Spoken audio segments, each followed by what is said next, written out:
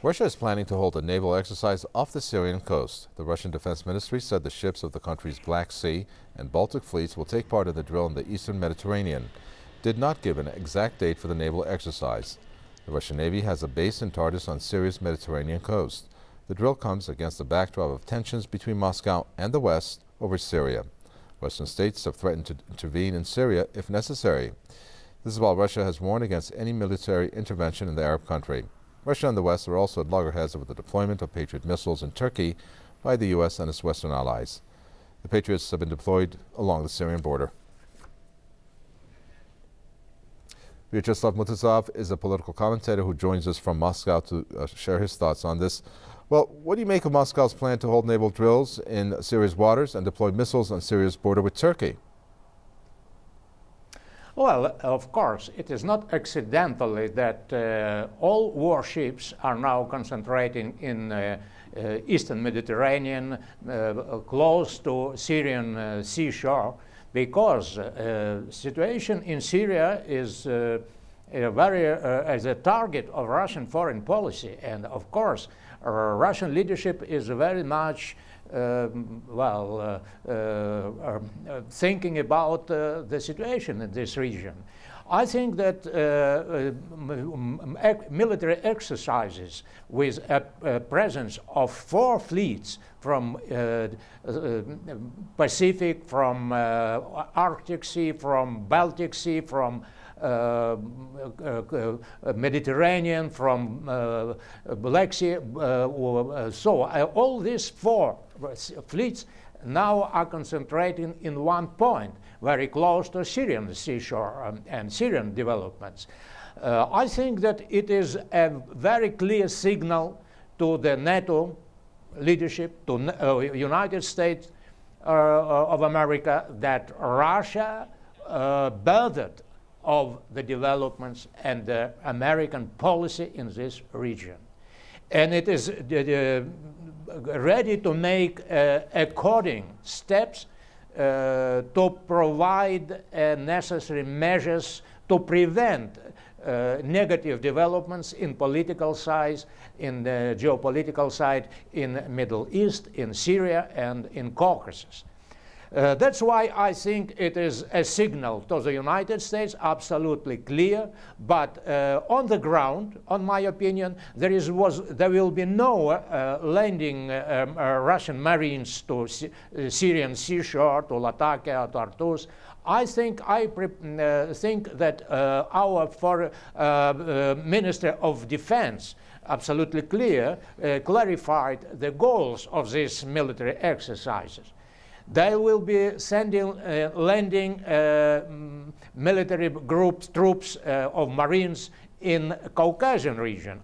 I suppose that all these 4 fleets united under one command, unified command, will be going to Caucasus, and all exercises, landing, onboarding from the land to the seashore, will be trained in our territories, Russian territory, not foreign territories, I suppose. I don't think that Russia includes Syrian events in their military maneuvers, in military plans, as a part of current situation in Syria.